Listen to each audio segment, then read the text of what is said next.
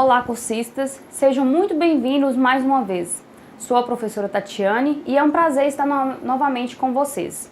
Na aula de hoje, estudaremos a unidade 5 da sua apostila, a administração pública.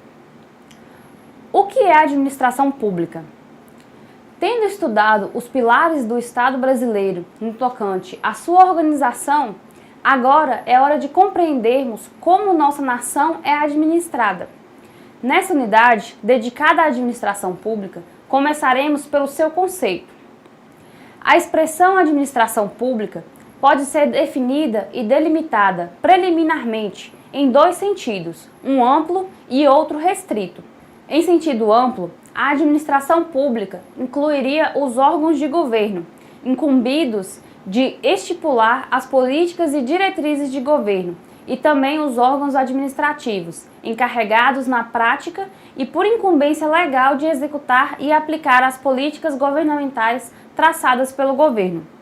Em sentido estrito, a administração pública se refere exclusivamente à consecução das atividades administrativas, excluindo-se a formulação das políticas de governo. O termo administração pública também pode ser conceituado no seu sentido formal, subjetivo ou orgânico. Assim, a administração pública seria entendida como conjunto de agentes públicos, órgãos e entidades administrativos encarregados por lei e regulamento do exercício das atividades administrativas. Logo, o aparelho de que dispõe a administração pública para a consecução das atividades administrativas faz referência à administração pública em seu sentido subjetivo, orgânico ou formal. Também podemos definir a administração pública em seu sentido material, objetivo ou funcional. Trata-se de conceituar a administração pública em relação às atividades administrativas exercidas pelo Estado, e não inclui a análise dos sujeitos que exercem as citadas atividades. Em tal concepção, vamos verificar que a administração pública inclui as atividades de política administrativa, a noção de serviço público, o fomento e a intervenção administrativa na liberdade e propriedade dos sujeitos privados. A atividade administrativa poderá atuar também no sentido de regulamentar, fomentar ou mesmo intervir diretamente na atividade econômica. As ações das agências reguladoras constituem exemplos de atividades reguladoras exercidas por entidades da administração indireta com competência legal de fiscalizar e regular as atividades econômicas de interesse público. Com respeito à intervenção direta do Estado na economia, a forma usual é a criação das empresas públicas e sociedades de economia mista. São entidades da administração indireta criadas por lei autorizadora, com objetivos principalmente de intervenção na atividade econômica, mas, alternativamente, poderão ser criadas para a prestação de serviços públicos. A atividade de fomento executada pela administração pública destina-se a estimular determinados setores e sujeitos da iniciativa privada, que exercem ou deveriam exercer atividades privadas de interesse e utilidades públicas. Como exemplos de atividades de fomento, podemos citar os incentivos fiscais, os financiamentos subsidiados e em condições favoráveis, os auxílios financeiros incluídos nos orçamentos, entre outros. O exercício do poder de polícia consiste na atividade administrativa, efetivada com base na lei, que limita a liberdade e propriedade dos particulares, com o intuito de satisfazer o interesse público. Convém lembrar que as sociedades são constituídas por diversos grupos heterogêneos, com interesses e expectativas diversas. Encontrar o denominador comum para a boa e pacífica convivência seria o objetivo primeiro a ser alcançado pela administração pública. Para tanto, faz-se necessário restringir e condicionar o exercício dos direitos individuais, com respaldo em dispositivos legais. A função ou atividade administrativa atuaria nesse sentido. Como exemplos do uso do poder de polícia, podemos mencionar as fiscalizações de natureza sanitária e fiscal, exercidas pelas entidades administrativas. A atividade de serviço público seria executada direta ou indiretamente pela administração pública sobre regime jurídico de direito público. Mas o que seria um regime jurídico de direito público? Podemos catalogar as seguintes características quando nos referimos a um regime jurídico de direito público. Primeiro, o Estado atua em situação de supremacia ou de privilégio em relação ao administrado, possuindo prerrogativas e poderes especiais. Observa-se que tais privilégios devem ser expressamente previstos no ordenamento jurídico. Segundo, as relações jurídicas entre o Estado e os particulares são reguladas por normas especiais que objetivam a consecução do interesse público, mesmo que para isso tenham de restringir interesses particulares. Terceiro, determinados tipos de controle incidem sobre tais relações jurídicas. Quarto, a administração pública executaria suas atividades submetida a uma série de princípios de natureza pública. A origem histórica dos princípios do direito público, que se referem às atividades administrativas, remonta à Revolução Francesa e à atuação do Conselho de Estado da França, que ao analisar casos concretos específicos, afastou a aplicação do Código Civil e criou inúmeros princípios de direito público. Assim, a noção de serviço público e dos princípios do direito administrativo público foram sendo gradativamente incorporados às leis e às constituições dos diversos países, a partir das soluções eminentemente praticadas encontradas pelo Conselho de Estado francês. Para falarmos sobre os princípios da administração pública, precisamos entender que princípios são postulados fundamentais que inspiram todo o modo de agir da administração pública. Na Constituição de 1988, encontramos a maioria dos princípios que regem a administração pública e suas atividades. Alguns dos princípios que ordenam as atividades administrativas estão expressamente previstos no texto constitucional, enquanto que outros princípios derivam do Estado Democrático de Direito, mas não são encontrados expressamente na Constituição. Podemos perceber que um dos princípios basilares da Constituição é aquele que determina a supremacia do interesse público sobre o privado. É um princípio coringa, pois é utilizado sempre que a administração pública precisa sacrificar direitos de terceiros que nenhuma irregularidade praticaram. É a sobreposição do interesse público em face do interesse particular, o que é pressuposto lógico para o convívio social. Não há previsão expressa para o princípio da supremacia do interesse público.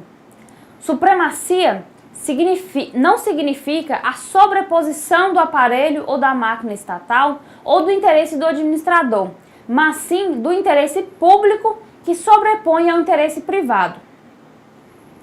Como exemplos, podemos citar o poder de polícia, que restringe e limita a liberdade e os direitos do particular em face do interesse público. Os atributos da autoexecutoriedade e imperatividade dos autos administrativos, cláusulas exorbitantes dos contratos administrativos, intervenção na propriedade privada, poder de autotutela com a revisão e anulação dos atos administrativos inconvenientes, inoportunos ou ilegais pela própria administração pública. Outro, e talvez o mais importante, princípio que rege a administração é o princípio da legalidade. Segundo tal princípio, a administração pública não pode dispor livremente dos bens e interesses colocados pelo ordenamento jurídico aos seus cuidados. Não pode transigir nem negociar livremente com tais bens e interesses. O administrador público, durante toda a sua vida funcional, está sujeito aos ditames da lei e exigências do bem comum. Caso não cumpra, será enquadrado nas responsabilidades disciplinares, civis e criminais, conforme seja o caso. O administrador público não pode agir conforme a sua vontade pessoal. Ele tem a obrigação de desempenhar a sua função de acordo com o que determina a lei. Em síntese, se o resultado de seu ato violar a lei, regulamentos ou qualquer ato normativo, é caracterizado por ilegalidade de ação. A lei poderá estabelecer dispositivos vinculados que prescrevem todos os passos e detalhes da atividade administrativa, sem deixar ao agente margem para análises subjetivas ou mesmo para realizar quaisquer considerações de mérito, conveniência e oportunidade, para efetivar a medida de vida.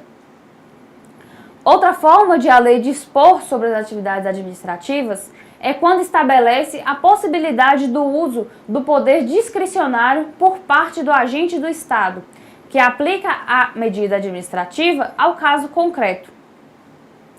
Em algumas ocasiões, constitui tarefa extremamente difícil para o legislador delimitar com precisão todas as hipóteses com que o administrador se depara no mundo real, para que possa aplicar a lei com precisão. Portanto, o legislador delega ao administrador a possibilidade de fazer uma avaliação de mérito, de conveniência e oportunidade, para aplicar a lei ao caso concreto. Conveniência seria a forma de aplicar a lei. Oportunidade seria o momento certo para fazer valer a lei. Quando o legislador se depara com tal situação, ele tem duas possibilidades. Estabeleceria a competência para o agente, sem dizer expressamente como tal competência seria exercida, ou daria várias opções de escolha ao administrador para que este escolhesse a mais conveniente e o momento oportuno. É importante conhecer o poder discricionário para que possamos entender os princípios da razoabilidade, proporcionalidade e finalidade, que também regem os comportamentos da administração pública. Sobre o princípio da razoabilidade, temos que a razoabilidade é a qualidade do que é razoável, ou seja, aquilo que se situa dentro dos limites aceitáveis, ou seja, obedecer a critérios aceitáveis do ponto de vista racional, em sintonia com o senso normal de pessoas equilibradas e respeitosas das finalidades que presidiram a outorga da competência exercida. Significa que a administração, principalmente quando faz uso de seu poder discricionário, deve adotar comportamentos aceitáveis e de certa forma, previsíveis, de acordo com o esperado pelo meio social em que a administração se insere. A administração está proibida de fazer qualquer exigência ou de aplicar qualquer sanção em medida superior àquela necessária para a preservação do interesse público. Ainda, de acordo com o princípio da proporcionalidade, a administração deve adotar pautas comportamentais na extensão e intensidade necessárias para a consecução da finalidade da lei e do interesse público. Dá uma ideia de medida proporcional da ação administrativa. Para que uma conduta seja proporcional, ela deverá ser adequada, meio adequado aos fins, necessária, exigível, inexistência de meios menos gravoso para o mesmo fim, e proporcional em sentido estrito. As vantagens geradas devem superar as desvantagens. Já o princípio da finalidade consiste na necessidade de o administrador buscar a finalidade pública, obedecendo à vontade maior da lei. O ato que não atende a esse princípio é inválido, nos termos da Lei 9.784 de 99, a Lei de Processo Administrativo, pois só se cumpre a legalidade quando se atende à finalidade do ato. Há também o princípio da moralidade, que está relacionado à ideia de honestidade, de boa conduta, de obediência aos princípios éticos e normas morais, a correção de atitude, a boa-fé. Assim, é obrigação do administrador exercer um governo moral, ético, probo, honesto, tendo como reflexo imediato, quando o administrador pratica ato em desconformidade, haverá imoralidade. A moralidade comum é a conduta adequada às regras da moral. Diz respeito à conduta externa do agente. A moralidade administrativa é mais rigorosa, pois está relacionada com as condutas de boa administração, ou seja, há que ser um bom administrador, isto é, devem ser buscadas as melhores políticas administrativas, diz respeito à conduta interna do agente. Quanto ao princípio da publicidade, temos que é imprescindível que os administradores tenham plena e inequívoca ciência dos atos e demais práticas administrativas realizadas pelo administrador. Isso em decorrência do próprio princípio democrático. Obrigação atribuída ao poder público de dar transparência em relação a todos os seus atos e a todas as informações armazenadas em seus bancos de dados, pois o povo tem direito de saber sobre os atos do poder público, só pode armazenar atos importantes para a coletividade. A publicidade é garantida por meio de publicação no órgão oficial e expedição de certidões, quando não for possível a publicação. A publicação de atos, contratos e outros instrumentos jurídicos, salvo os normativos, podem ser resumida. Atos normativos não pode ser publicado de forma resumida.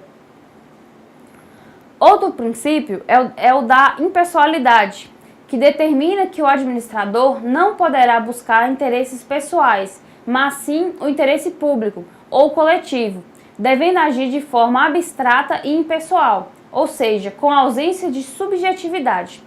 Pode ser verificada a impessoalidade em alguns enfoques. O ato praticado pelo agente é da pessoa jurídica de direito público e não do próprio agente. Proibição de execução dos atos públicos para fins de promoção pessoal. A administração não pode atuar com vistas a prejudicar ou beneficiar pessoas determinadas, uma vez que é sempre o interesse público que tem que nortear seu comportamento. Temos também o princípio da eficiência, que é conhecido como o dever de boa administração. Eficiência significa presteza, agilidade, ausência de desperdício, não podendo o administrador eficiente desperdiçar dinheiro público. Significa que a administração não deve adotar procedimentos burocráticos desnecessários, não previstos na lei nem nos regulamentos, que dificultem a prestação dos serviços públicos. O administrador está obrigado a manter ou ampliar a qualidade dos serviços que presta e das obras que executa, sob pena de responsabilidade. Isso quer dizer que toda vez que alguém for vítima de um serviço público prestado de forma ineficiente ou obra pública prestada de forma deficiente, poderá pleitear indenização perante o Poder Judiciário. Os princípios do devido processo legal e da ampla defesa, consagrados na Constituição, foram exaustivamente reforçados e regulamentados. A razão de tal posicionamento do legislador consiste na tentativa de democratizar e evitar que os poderes e os privilégios da administração sejam aplicados de forma autoritária. Agora, devemos pensar em como evitar que os privilégios concedidos pelo legislador à administração possam se transformar em arbitrariedades.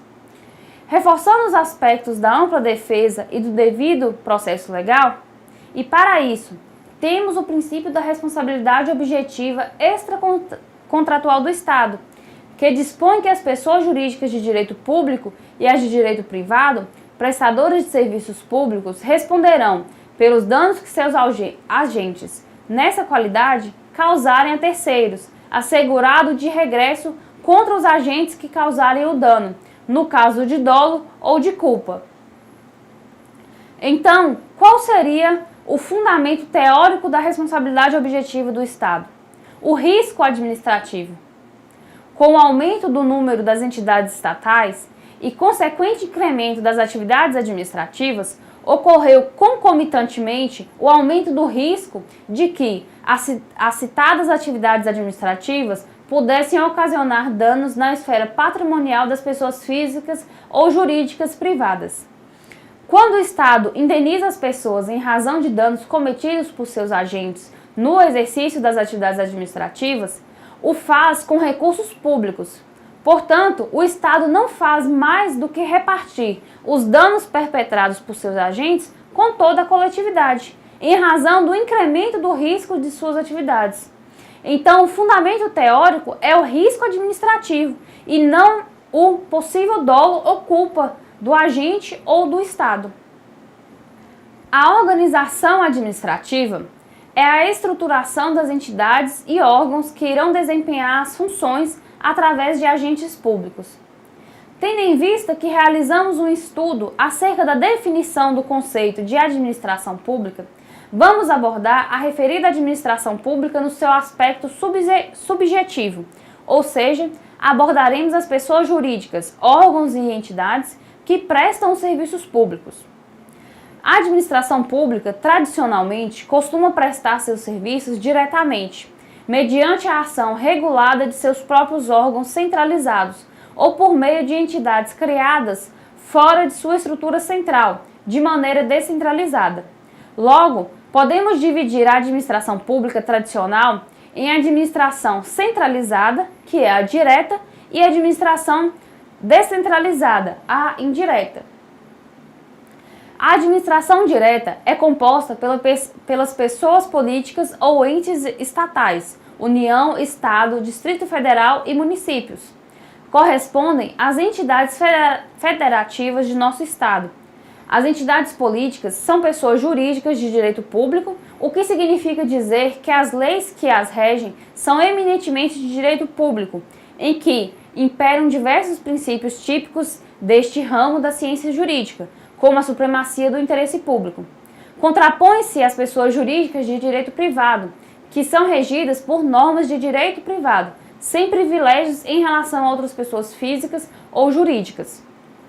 Quando o Estado resolve ele mesmo prestar os serviços públicos, isso ocorrerá, conforme já vimos, no âmbito da administração pública direta, e ela possuirá as seguintes características: centralização administrativa, considerando que os serviços públicos são prestados pelos próprios órgãos centralizados. Divisão das atribuições nos respectivos órgãos administrativos em escala hierárquica, ou seja, ocorre o que chamamos de desconcentração administrativa. Relacionamento piramidal e hierárquico entre os órgãos, com as seguintes possibilidades e obrigações: delegar competências, avocar competências, revogar ou anular atos de órgãos inferiores quando inconvenientes ao interesse público ou eivados de ilegalidade, dar ordens, receber e obedecer ordens legais. Ausência de personalidade jurídica dos órgãos e, portanto, impossibilitados, ressalvados os órgãos mais elevados do poder público, de contrair direito e obrigações e de atuar com capacidade processual. Logo, em princípio, a personalidade jurídica é da União, dos Estados, do Distrito Federal e dos municípios. Assim, tais entidades federativas é que são sujeitos de direitos e obrigações. As competências são para o exercício das típicas atividades administrativas, ou seja, para a prestação de serviços públicos. Sabemos que muitas vezes, para um melhor desempenho das funções estatais, procede-se a uma descentralização de competências, outorgando-se funções às pessoas jurídicas diversas do ente estatal, que permanecerão vinculadas a este, não subordinadas, para efeitos de controle e avaliação de desempenho. São as chamadas pessoas meramente administrativas, pois não possuem poder político, como os entes estatais, desempenhando apenas funções administrativas, para uma melhor eficiência do aparelho do Estado.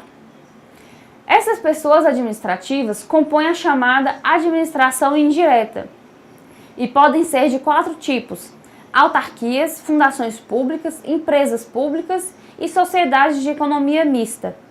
Portanto, quando o sistema de prestação de serviços públicos, por meio da administração direta, fica insuficiente, o Poder Executivo cria uma entidade da administração indireta para, conferindo maior teor de liberdade administrativa, proporcionar melhor prestação dos serviços públicos, tendo elas as seguintes características: descentralização administrativa, considerando que os serviços públicos seriam prestados por outras entidades, fora do corpo centralizado da administração pública. Personalidade jurídica, tendo em vista que as entidades criadas por razões de autonomia administrativa e financeira possuem personalidade jurídica própria e, portanto, são sujeitos que podem contrair direitos e obrigações e atuar processualmente, como podemos observar que no momento em que ela firma um contrato administrativo, o faz em nome próprio, tendo em vista sua capacidade de contrair direitos e obrigações. Autonomia administrativa e financeira. São entidades que sofrem supervisão administrativa, que seria um tipo de controle com um menor grau de rigidez em relação à subordinação hierárquica, com vista a verificar se a entidade criada está cumprindo seus objetivos estipulados na lei de criação. Somente poderão ser criadas mediante lei específica ou por meio da lei autorizadora. Tais entidades não poderão ser criadas para exercer atribuições genéricas. A lei de criação tem de estipular expressamente suas funções e atribuições. Os consórcios públicos, com personalidade jurídica de direito público, integram também a administração indireta de todos os entes da federação consorciados, como prevê o artigo 6º, parágrafo 1º da Lei 11.107 de 2005. Agora que já sabemos do que se trata uma administração indireta, vamos aprofundar um pouco mais em cada uma delas. As autarquias são pessoas jurídicas de direito público criadas para desempenhar descentralizadamente atividades típicas de Estado outorgadas e não delegadas pelo ente estatal para seu melhor desempenho. São regidas pelo direito público justamente por desempenharem funções típicas de Estado, como saúde, educação, previdência social, entre outros. As autarquias não visam ao lucro e são criadas diretamente por lei específica, não sendo necessário o registro de seus atos constitutivos em órgão de registro de pessoas jurídicas. Possuem autonomia administrativa e patrimônio próprio. Sendo autônomas, não há subordinação entre as autarquias e o ente estatal, ao qual se vinculam apenas para efeito de controle finalístico, por meio do qual a administração direta verifica o cumprimento das funções que lhes foram atribuídas. Tal característica é inerente também às demais entidades da administração indireta. Por serem pessoas de direito público, possuem imunidade tributária em relação a impostos sobre patrimônio, renda ou serviços, desde que vinculados às suas atividades essenciais, e os mesmos privilégios processuais atribuídos aos entes políticos, como o recurso de ofício, o prazo em dobro para recorrer e o prazo em quádruplo para contestar. Além disso, seus bens são considerados públicos, sendo impenhoráveis e imprescritíveis. As causas em que as autarquias federais são partes são julgadas pela Justiça Federal, exceto as sujeitas à Justiça Estadual, Justiça Eleitoral e à Justiça do Trabalho. No caso de autarquias estaduais ou municipais, a competência é da Justiça Estadual. O pessoal das autarquias é, via de regra, estatutários, sendo as relações de trabalho julgadas pela Justiça Federal, se for uma autarquia federal. Dizemos via de regra, pois, atualmente, a lei permite a criação de empregos públicos através da CLT, na administração direta, autárquica e fundacional. Algumas autarquias são consideradas autarquias em regime especial. São autarquias que a lei instituidora confere privilégios específicos e aumenta sua autonomia em relação às autarquias comuns. São as chamadas agências executivas e agências reguladoras. O Poder Executivo poderá qualificar como agência executiva a autarquia ou fundação que cumpra os requisitos de possuir um plano estratégico de reestruturação e celebrar contrato de gestão com o Ministério Supervisor. O contrato de gestão deverá definir as metas a serem atingidas, assim como os meios pertinentes à sua implementação. As agências reguladoras são autarquias de regime especial criadas para regular certo setor de atividade econômica ou administrativa, como, por exemplo, a Anatel, a Anvisa, a ANS, entre outros. Entre os privilégios conferidos às agências reguladoras, citamos o mandato fixo de seus dirigentes, a autonomia financeira e o poder normativo. As entidades públicas fundacionais são pessoas jurídicas criadas para o desempenho de atividades sociais, culturais, assistenciais, entre outros. Representam a personificação de um patrimônio para o desempenho de um fim determinado, sem qualquer fim lucrativo. Antes da Emenda Constitucional 19 de 1998, as fundações públicas eram consideradas pessoas jurídicas de direito público, pois eram criadas diretamente pela lei. Após a Emenda Constitucional 19 de 98, elas passaram a ter sua criação apenas autorizada por lei específica, devendo a administração efetuar o arquivamento de seus atos constitutivos em órgão de registro de pessoas jurídicas, situação característica de pessoas jurídicas de direito privado. Entretanto, existem fundações públicas que foram criadas por lei, sendo essas consideradas de direito público. Desse modo, temos hoje dois tipos de fundações públicas: as de direito público, criadas diretamente pela lei, e as de direito privado, cuja criação é autorizada por lei e efetivada por decreto do Executivo. Se forem de direito público, terão também os mesmos privilégios tributários e processuais dos entes estatais e autárquicos, inclusive quanto ao foro de competência. Seus bens serão considerados públicos, sendo imprescritíveis e impenhoráveis. Na verdade, as fundações públicas de direito público são consideradas espécies de autarquias, não sendo incomuns as expressões fundação autárquica ou autarquia fundacional. Em qualquer caso, as áreas de atuação das fundações públicas são definidas em lei complementar. Quanto a seu pessoal, valem as mesmas regras das autarquias. Se a fundação pública for de direito público, sendo o pessoal seletista, se ela for de direito privado. As fundações privadas governamentais diferiram das fundações públicas nos seguintes aspectos: seus bens seriam privados e, portanto, não gozariam de proteção especial destinada aos bens públicos. O regime de contratação de seu pessoal seria o da consolidação das leis de trabalho. O foro competente para dirimir seus litígios seria o da Justiça Estadual. E quando praticassem atos de natureza privada, não seriam passíveis de ação popular e de mandado de segurança. As empresas públicas e as sociedades de economia mista são espécies do gênero empresas estatais. Suas características comuns são o fato de serem pessoas jurídicas de direito privado, cuja criação é autorizada por lei específica para a prestação de serviços públicos ou para a execução de atividades econômicas de comercialização ou de produção de bens ou serviços. No caso de execução de atividades econômicas, só será permitida a criação de empresa estatal quando for indispensável à segurança nacional ou a relevante interesse coletivo.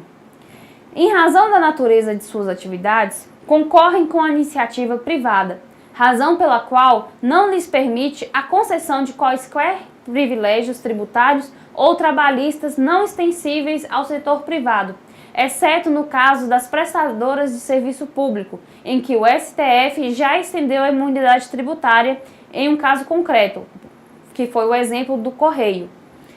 As empresas públicas e a sociedade de economia mista não estão sujeitas à falência. Embora sejam pessoas jurídicas de direito privado, estão sujeitas a algumas normas de direito público, como a obrigatoriedade de concurso público para a contratação de seu pessoal e de licitação para compras de bens e serviços, além da proibição de acumulação de cargos, empregos e funções públicas. Não obstante a exigência de concurso público, o pessoal das empresas estatais é regido pelo regime trabalhista. Entre as diferenças, temos que uma empresa pública é constituída com capital exclusivamente público, devendo a maioria do capital votante pertencer à entidade política que a criou. Admite-se, inclusive, que 100% do capital pertence ao ente estatal criador. Já a sociedade de economia mista possui a participação de capital privado, desde que o controle acionário permaneça com o ente estatal a que se vincula. Outra diferença é que a empresa pública pode assumir qualquer forma societária admitida em direito. Já a sociedade de economia mista deve obrigatoriamente revestir a condição de sociedade anônima. Finalmente, o foro competente para julgar as causas em que empresa pública federal seja parte é a Justiça Federal, exceto as sujeitas à Justiça Estadual, Justiça Eleitoral e à Justiça do Trabalho. Quanto às empresas públicas estaduais e municipais, a justiça competente é a estadual. Já no caso de sociedade de economia mista, em qualquer caso, o foro competente é o estadual. Sobre as novas figuras administrativas, na história recente do nosso país, ocorreram várias reformas administrativas que buscaram diversificar e conferir maior grau de eficiência à prestação dos serviços públicos e também às atividades que, de alguma maneira, impliquem um determinado teor de interesse público. Antes de discorrer sobre novas figuras administrativas, convém aprofundar a noção de serviço público. De acordo com Celso Antônio Bandeira de Mello, serviço público é toda atividade de oferecimento de utilidade ou comodidade material fruível diretamente pelos administrados, prestados pelo Estado ou por quem lhe faça as vezes, sob um regime de direito público. Portanto, consagrador das prerrogativas de supremacia e de restrições especiais, instituído pelo Estado em favor dos interesses que houver definido como próprios do sistema normativo. Enquanto que Meirelles conceitua serviço público como todo aquele prestado pela administração ou por seus delegados, sobre normas e controle estatais, para satisfazer necessidades essenciais ou secundárias da coletividade ou simples conveniências do Estado. O professor Paulo Modesto entende que a dicotomia serviço público, atividade de exploração econômica, se sustenta na ideia da dicotomia entre o Estado e a sociedade. Assim, a administração pública de todos os poderes monopolizaria a prestação dos serviços públicos, enquanto que a iniciativa privada seria responsável direta pelo domínio na área econômica, restando ao Estado as funções regulatórias e fiscalizadoras da atividade econômica. O Estado somente poderia substituir os particulares na ação econômica em situações restritas que fossem demandadas pela segurança nacional e pelo relevante interesse público. Por outro lado, os particulares poderiam exercer atividades de natureza pública como delegados contratuais do Estado. Ocorre que no Estado social pode-se observar uma zona híbrida, em que podemos encontrar situações nas quais o particular pode desenvolver atividades de interesses públicos que não seriam enquadradas formalmente na noção de serviço público. Tais atividades seriam denominadas de serviços de relevância pública. Portanto, é necessário que seja procedido ao rompimento do modelo denominado soma zero e que se inclua na classificação das atividades de prestação pública as atividades de relevância pública exercidas pelos particulares, inclusive em regime de parceria com o setor público e, logicamente, sob controle estatal. Assim, é importante trazer ao cenário a conceituação de serviços de relevância pública, para que possamos introduzir as novas figuras da reforma administrativa. Nas duas últimas décadas, podemos observar um movimento nas políticas governamentais no sentido de implementar um novo modelo de administração pública, denominado de administração gerencial. A origem histórica dessas novas ideias podemos encontrar no plano diretor da reforma do Estado e nos trabalhos apresentados pelo então ministro Bresser Pereira. Foi a Emenda Constitucional número 19 de 1998, conhecida como a Emenda da Reforma Administrativa, que introduziu a figura do contrato de gestão no nosso ordenamento constitucional em seu artigo 37, parágrafo 8º. Convém observar que a Constituição não menciona expressamente a expressão contrato de gestão, e sim o vocábulo contrato. Entretanto, ao estabelecer que o objetivo de tais contratos seria o de fixar metas de desempenho, tendo em vista a ampliação da autonomia gerencial, orçamentária e financeira dos órgãos e entidades da administração direta e indireta, o texto constitucional não fez mais do que reafirmar a própria natureza do contrato de gestão, que seria o cumprimento de determinadas metas pelas entidades estatais, em troca de algum privilégio concedido pelo poder público. Foi o Decreto número 137 de 1991, o dispositivo normativo que iniciou a regulação dos contratos de gestão em nosso ordenamento jurídico. Os contratos de gestão estipulando os compromissos reciprocamente assumidos entre a União e a empresa, contém cláusulas especificando os objetivos, as metas, os indicadores de produtividade, os prazos para a consecução das metas estabelecidas e para a vigência do contrato, os critérios de avaliação de desempenho, as condições para a revisão, renovação, suspensão e rescisão e as penalidades aos administradores que descumprirem as resoluções ou as cláusulas contratuais. O artigo 3º, inciso 2º do referido dispositivo, estipulava que as empresas estatais deveriam submeter à prévia aprovação do Comitê de Controle das Empresas Estatais suas propostas relativas a preços e tarifas públicas, admissão de pessoal, despesas de pessoal, inclusive contrato a título de serviço de terceiros, elaboração, execução e revisão orçamentárias, contratação de operações de crédito ou de arrendamento mercantil, inclusive refinanciamento, e demais assuntos que afetam a política econômica. O citado decreto deu origem aos primeiros contratos de gestão firmados com a Companhia Vale do Rio Doce e a Petróleo Brasileiro Petrobras. Foi a Lei nº 9.637 de 1998 que instituiu a nova figura jurídica denominada Organizações Sociais no Ordenamento Jurídico. O artigo 1º da mencionada lei autorizou o Poder Executivo a qualificar como organizações sociais pessoas jurídicas de direito privado, sem fins lucrativos, cujas atividades sejam dirigidas ao ensino, à pesquisa científica, ao desenvolvimento tecnológico, à proteção e preservação do meio ambiente, à cultura e à saúde. Enumerou os seguintes requisitos específicos para que as entidades privadas habilitem-se à qualificação como organização social.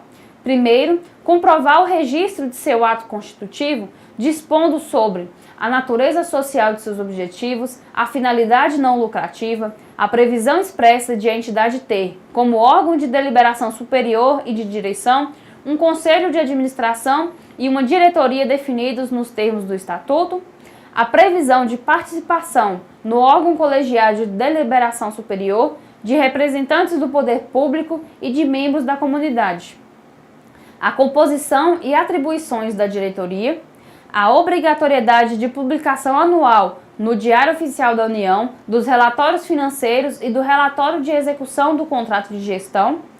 No caso de associação civil, a aceitação de novos associados na forma do Estatuto, a proibição de distribuição de bens ou de parcela do patrimônio líquido e a previsão de incorporação integral do patrimônio, dos legados ou das doações que lhes foram destinadas. E segundo, deve haver aprovação quanto à conveniência e oportunidade de sua qualificação como organização social, do ministro ou titular de órgão supervisor ou regulador da área de atividade correspondente ao seu objeto social, e do ministro de Estado, da Administração Federal e Reforma do Estado.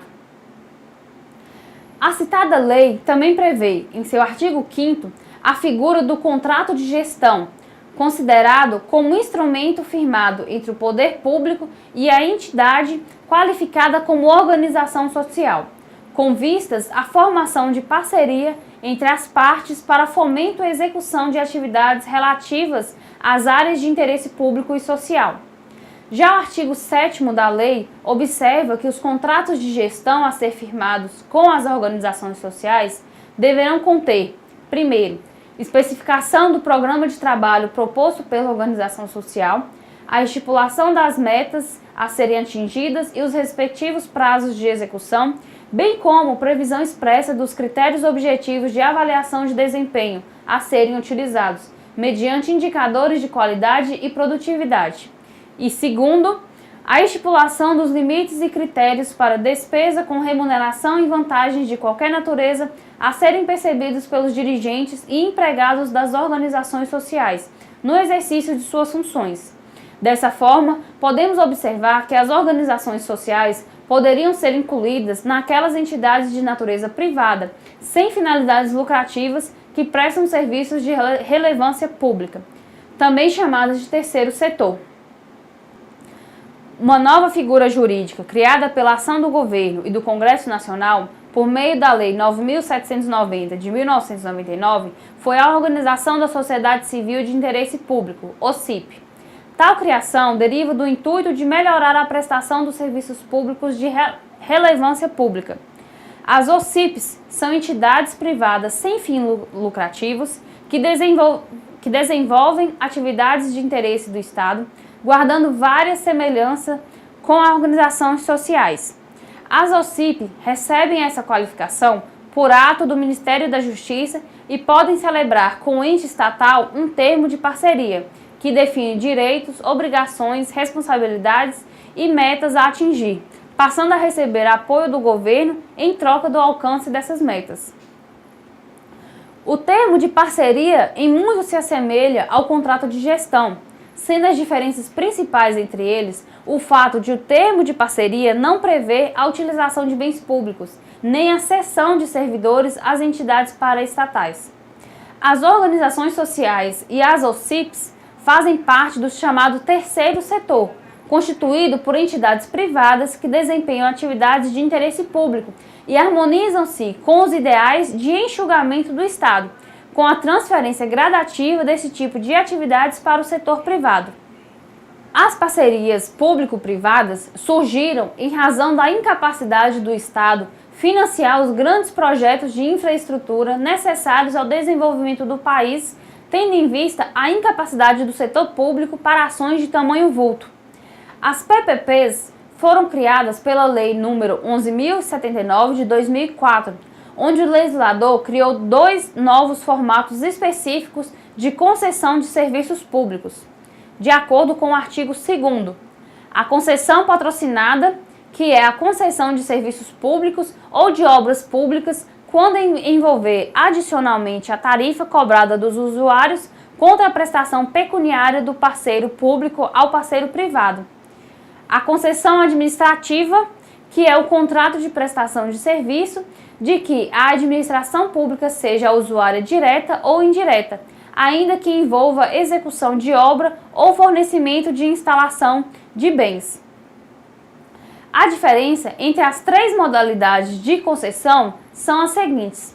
Na concessão comum, regida pela Lei 8.987 de 95, o concessionário contratado se remunera por meio da cobrança de tarifa do usuário do serviço, por exemplo, saneamento básico, limpeza urbana e os definidos pela Constituição Estadual, Distrital e Municipal.